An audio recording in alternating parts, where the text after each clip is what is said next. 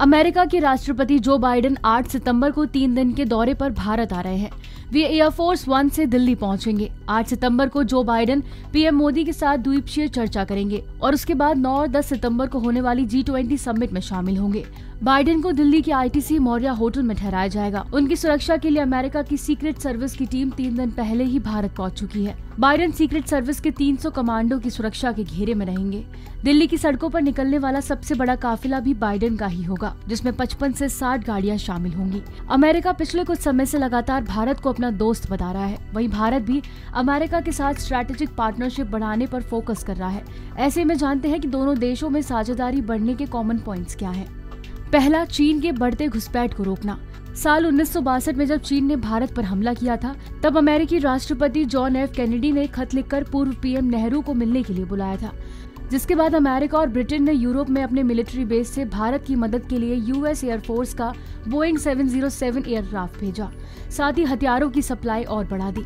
चीन के मुद्दे को लेकर भारत और अमेरिका की चिंता लगभग एक जैसी है। एक तरफ जहां LAC और हिंद महासागर में चीन की दखल अंदाजी का भारत विरोध करता है, वहीं अमेरिका भी ताइवान और साउथ चाइना सी में चीन की घुसपैठ की कोशिशों का विरोध करता है।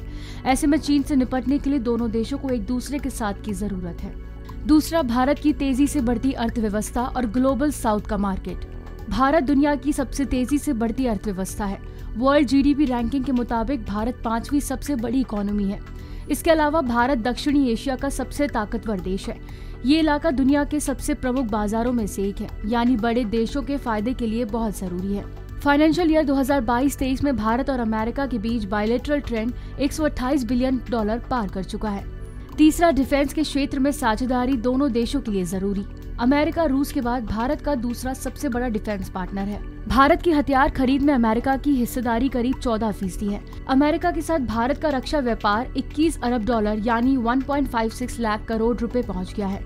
रूस यूक्रेन जंग के बाद से चीन के साथ रूस के रिश्ते और भी मजबूत हो गए हैं। ऐसे में अमेरिका खुद को भारत के सामने रूस के विकल्प या कुछ मायनों में उससे बेहतर दोस्त के तौर पर पेश करना चाहता है। चौथा, अमेरिकी चुनाव में भारतीय मूल के लोगों की अहम भूमिका।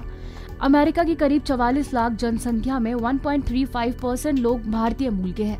अमेरिका में प्रवासी भारतीय सबसे ज्यादा अमीर है। प्रवासी और भारतीय मूल के लोगों की एवरेज सालाना इनकम करीब $89,000 है।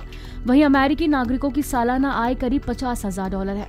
अमेरिका के पूर्व राष्ट्रपति डोनाल्ड ट्रंप ने अक्टूबर 2021 में कहा था कि आज हम किसी भी क्षेत्र में भारतीयों को नजरअंदाज नहीं कर सकते। इसमें पॉलिटिक्स भी शामिल है। Bureau report, Dainik Bhaskar.